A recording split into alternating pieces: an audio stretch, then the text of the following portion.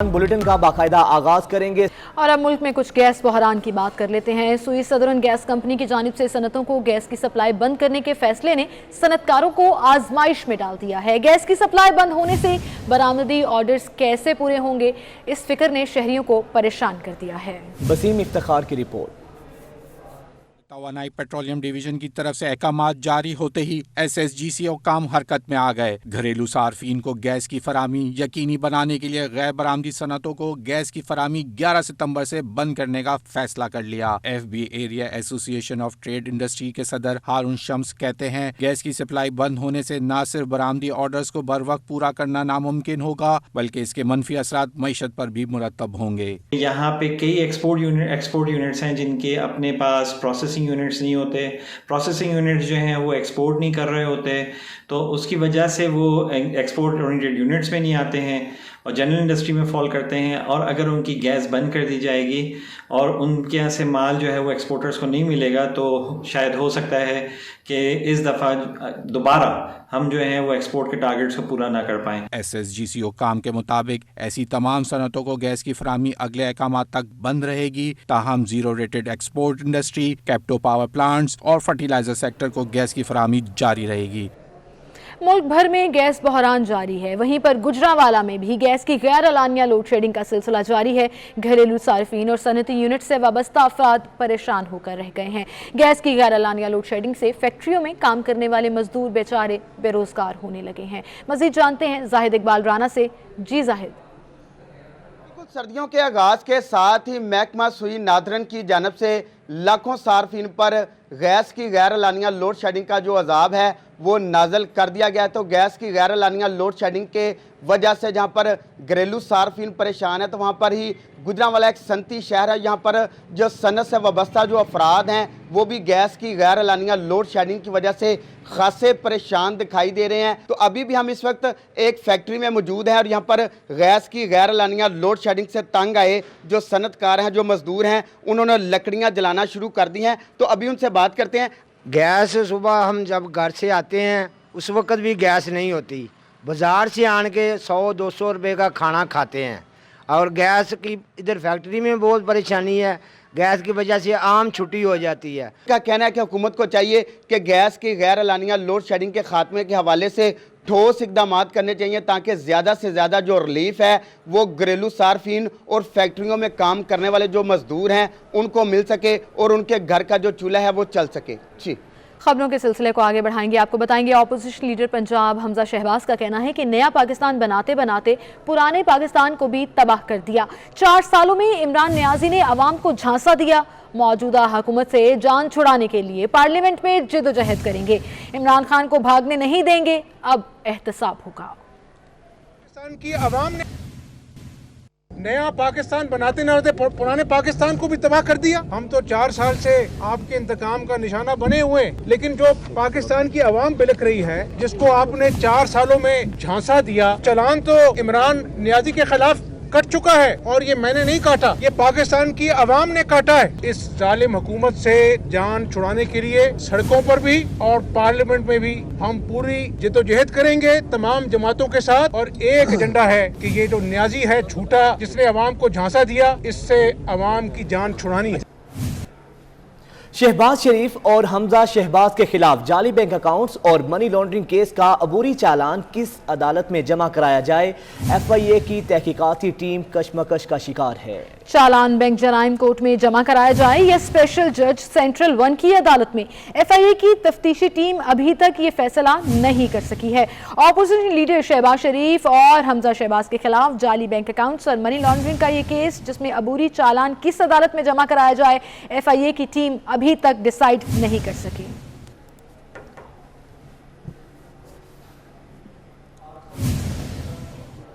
System की बात करें तो आवे का आवा ही बिगड़ा हुआ है। लाहौर में एयर क्वालिटी मॉनिटरिंग करने वाला सरकारी सिस्टम ज्यादातर बंद होने का इंकशाफ हुआ है। लाहौर में नस्ब 3 एयर क्वालिटी मॉनिटरिंग रेडार गैर फाल पड़े हैं। सिर्फ एक एयर क्वालिटी मॉनिटरिंग सिस्टम काम कर रहा है, जो कि लाहौर में टाउनशिप और टाउन हॉल मौजूद है, जबकि टाउन हॉल का जो रेडार है वो जुज़वी तौर पर फाल है। अली रामे हमारे साथ हैं। अली रामे बताइएगा। اگر لاہور کی بات کی جائے تو لاہور میں واہگہ بارڈر کے مقام پر اور میٹ آفس جو ڈپارٹمنٹ ویدر کا ڈپارٹمنٹ ہے وہاں پر جو مشین لگائی گئی وہ نان فنکشنل ہے، اور اسی طرح ٹاؤن شپ اور ٹاؤن ہال میں جو مشینیں نصب کی گئی وہ پارشلی طور پر فنکشنل جو ہے وہ اپنا کام کر رہی ہیں۔ صرف ایک مشین جو ریڈار سسٹم ہے وہ محکمہ ماحولیات کے اپنے محکمے کے اندر وہ صرف فنکشنل بتایا جا رہا ہے اسی رپورٹ کے مطابق، اور گلبرگ میں جو سسٹم نصب کیا گیا وہ بھی نان فنکشنل، اور اسی طرح ملتان، گجرانوالہ اور فیصل آباد میں بھی جو ریڈار سسٹم لگائے گئے وہ مکمل طور پر کام نہیں کرے۔ تو اس پر محکمہ ماحولیات کا موقف ہم نے لیا تو ان کا کہنا تھا کہ اس میں کچھ ایسے پیرامیٹرز ہیں جو کہ مکمل ایک ڈیٹا نہیں دے رہے تھے، لیکن ڈیٹا آ ضرور ہے، لیکن اس میں مختلف ایسے پیرامیٹرز ہیں جس کو مکمل ایک ڈیٹا جو ملنا چاہیے وہ نہیں مل رہا، تو اس کے آپریشن اور مینٹیننس کے لیے گورنمنٹ آف پنجاب سے اپیل کی تھی، وہ بجٹ انہوں نے اپروو کر دیا ہے اور 4.70 کروڑ سے یہ اب سسٹم جو ہے مزید بحال کر دیا جائے گا۔ ٹھیک ہے، بہت شکریہ آپ کا۔ نئی آٹو پالیسی کے تحت چھوٹی گاڑیوں پر ٹیکس چھوٹ کی تجویز سامنے آئی ہے۔ وزارت صنعت و پیداوار نے 850 سی سی تک کی گاڑیوں پر ٹیکس چھوٹ کی تجویز دی ہے۔ وقاص عظیم ہمارے ساتھ موجود ہیں، ان سے جانتے ہیں۔ وقاص عظیم بتائیے گا اس سے متعلق۔ جی، وزارت صنعت و پیداوار نے نئی آٹو پالیسی تیار کر لی ہے جس کا مسودہ کل کابینہ کی اقتصادی رابطہ کمیٹی میں پیش کیا گیا ہے، اور ذرائع کا یہ کہنا ہے کہ اس پالیسی کے تحت وزارت صنعت و پیداوار نے 850 سی سی تک کی جو گاڑیاں ہیں ان کے اوپر ٹیکس چھوٹ کی تجویز دی ہے۔ اس پالیسی کے تحت یہ تجویز کیا گیا ہے کہ چھوٹی گاڑیوں پر سیل ٹیکس کی جو شرح ہے وہ 12.5% کی جائے، جبکہ ایڈیشنل کسٹم ڈیوٹی ان گاڑیوں کے اوپر ختم کی جائے۔ اس کے ساتھ ساتھ مقامی طور پر جو تیار کردہ گاڑیاں ہیں ان کے اوپر excise duty, withholding tax اور جو دیگر ٹیکسز ہیں ایڈیشنل کسٹم ڈیوٹی وہ بھی ختم کی جائے۔ ذرائع کا یہ کہنا ہے کہ کل جب اس مسودے کو ڈسکس کیا گیا ہے کابینہ کی ECC کمیٹی میں تو وزارت خزانہ نے یہ مشورہ دیا ہے اور یہ ہدایت کی ہے کہ وزارت صنعت و پیداوار اس سلسلے میں تمام جو سرکاری سٹیک ہولڈرز ہیں۔ ٹھیک ہے، اب یہ تجویز سامنے آئی ہے۔ وقاص عظیم آپ نے اس سے متعلق آگاہ کیا، آپ کا شکریہ۔ راولپنڈی انسٹیٹیوٹ آف یورالوجی میں کروڑوں روپے کے گھپلوں کا انکشاف ہوا ہے۔ سابق M S doctor Khalid Randhawa اور ان کی اہلیہ نے بطور ایم ایس کرونا وارڈ میں آکسیجن مہنگے داموں خرید کر قومی خزانے کو کروڑوں روپے کا چونا لگایا ہے۔ نئی ایم ایس نے ٹھیکیدار کو رقم دینے سے انکار کر دیا، جبکہ ڈاکٹر خالد رندھاوا ٹھیکیدار کو رقم دلوانے کے لیے سرگرم ہو گئے ہیں۔ اسی پر بات کریں گے، ہمارے نمائندے عثمان جاوید ہمارے ساتھ موجود ہیں۔ عثمان جاوید بتائیے گا۔